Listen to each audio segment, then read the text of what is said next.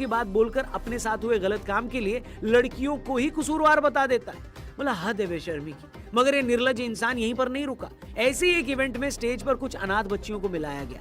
जाकिर नाइक भी पहले से स्टेज पर खड़ा था, मगर उन बच्चियों के स्टेज पर आते ही ये नीचे उतर गया। जो बंदा प्रोग्राम करवा रहा था उसने कहा कि ये मेरी बच्चियां आपके साथ फोटो खिंचवाना चाह रही हैं। इस पर जाकिर बोला, तुम्हारी बच्चियां हैं इसका क्या मतलब है? क्या तुम्हारी बीवी ने इन्हें अपने पेट से जन्म दिया है? ये सभी बालिग लड़कियां हैं और उनके साथ मंच शेयर करना हराम है। मतलब इस इंसान के मुताबिक बच्चियों के साथ मंच शेयर करना हराम है। और यही जहरीला बिच्छू फ्लाइट में एयर होस्टेस के साथ जब फोटो खिंचवाता है तब इसे कोई गलती नहीं लगती।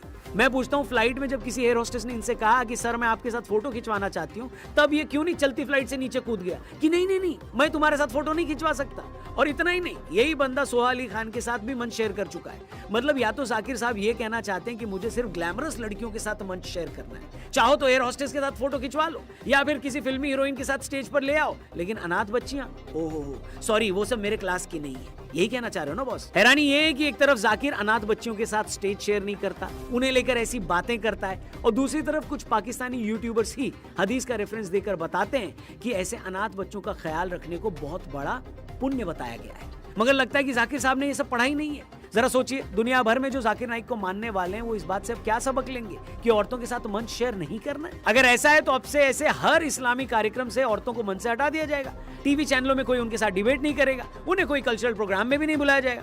मतलब ये आदमी कहना क्या चाहता है इसे खुद नहीं पता। उस मोमेंट पर उसे लगा कि अगर उन्हें कोई कल्चरल प्रोग्राम में भी नहीं बुलाया जाएगा, मतलब ये आदमी कहना क्या चाहता है इसे खुद नहीं पता। उस मोमेंट पर उसे लगा कि अगर मैं ऐसा बोलूंगा तो पाकिस्तान के कट्टरवादी खुश होंगे, तालियां बजेंगी, मगर उसका सोसाइटी पर लार्जर इंपैक्ट क्या पड़ेगा इसे खुद नहीं पता।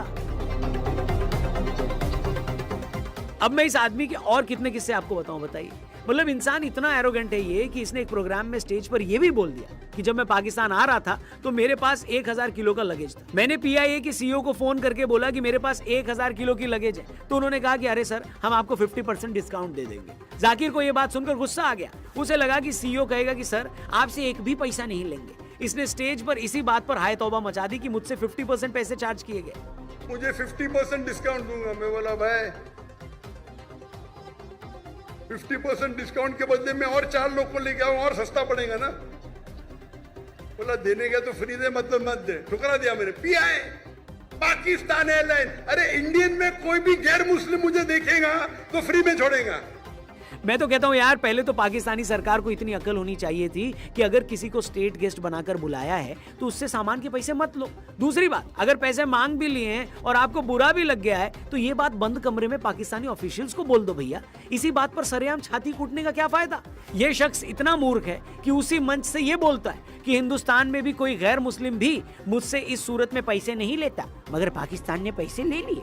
मतलब जिस पाकिस्तानी सरकार ने उसे स्टेट गेस्ट बनाकर बुलाया है, इसने सरेआम उसी की धज्जियां उड़ा दी। इसीलिए लगातार मैं इस वीडियो में उसे जाकिर नालायक बोल रहा हूँ। एक ऐसा शख्स जिसे न इस बात की अकल है कि मेहमान को कैसे बिहेव करना होता है, इसे न इस बात की समझ है कि अनाथ बच्चियों के साथ कैसे डील करना है, न इसे इस बात का शऊर है कि औरतों के साथ कैसा सुलूक करना है। दुनिया भर के इस्लामी मुल्कों में घूम घूम कर बड़ा संत बना फिर रहा है, दुनिया को दीन की तालीम दे रहा है, मगर इसकी खुद की हकीकत क्या है ये सब जानते हैं। भारत में इस पर 193 करोड़ रुपए का मनी लॉन्ड्रिंग का केस चल रहा है। खुद 2007 से 11 के बीच मुंबई में इंटरनेशनल इवेंट करवाकर गैर मुसलमानों के खिलाफ जहर उगलता था। एजेंसियों को इस बात के सबूत मिले हैं कि इस्लामिक रिसर्च फाउंडेशन ने मुंबई में इन सालों के बीच जो इवेंट ऑर्गेनाइज करती थी उसके लिए उसे बाहर से मोटी फंडिंग होती थी। जाकिर नाइक ने मनी लॉन्ड्रिंग से मिले इस पैसे को रियल एस्टेट और म्यूचुअल फंड में भी इन्वेस्ट कर रखा है।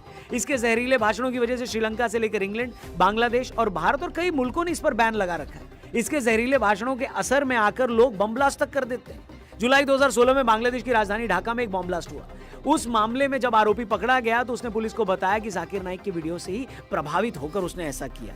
2019 में श्रीलंका में ईस्टर के मौके पर चर्च में जो ब्लास्ट थे, उन धमाकों में उस वक्त 260 लोग मारे गए थे। उस ब्लास्ट की जिम्मेदारी नेशनल तौहीद जमात ने ली थी। इस संगठन का चीफ जयरान हाशिम भी जाकिर नाइक का फैन था। पिछले साल मैंगलोर में एक ऑटो में ब्लास्ट हुआ था। उस ब्लास्ट को शाकिर नाम के एक आदमी ने अंजाम दिया था। वो बंदा भी जाकिर नाइक का फैन था। वो जाकिर के वीडियोस देखता था और आगे लोगों को फॉरवर्ड करता था। मतलब ये हकीकत है इस जहरीले नाक की।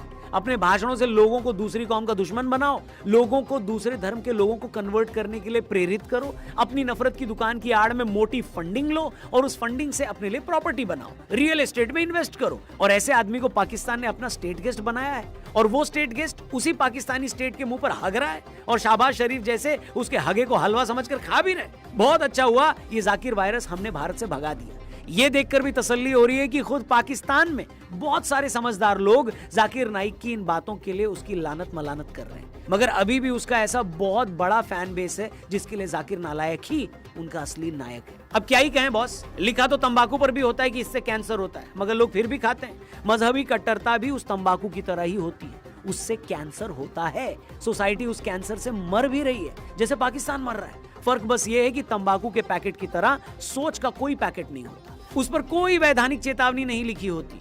ये चेतावनी शरीर की आंखों से नहीं, दिमाग की आंखों से पढ़ी जा सकती है। लेकिन अगर आपने अपना दिमाग किसी नफरती बिच्छू के पैरों में गिरवी रख दिया हो तो आप तो कुछ भी नहीं पढ़ सकते बॉस, कुछ भी नहीं। फिर ऊपर वाला भी आपको नहीं बचा सकता। बाकी आपकी इस नफरती बिच्छू के बारे में क्या राय है, क्या ओपिनियन है, कमेंट करके जरूर बताइएगा। और वीडियो में कई बातें अगर आपको सही लगी हो तो इसे शेयर भी जरूर करिएगा। और जाने से पहले हमारे चैनल को सब्सक्राइब करते हुए एक बार डिस्क्रिप्शन में भी नजर मारिएगा,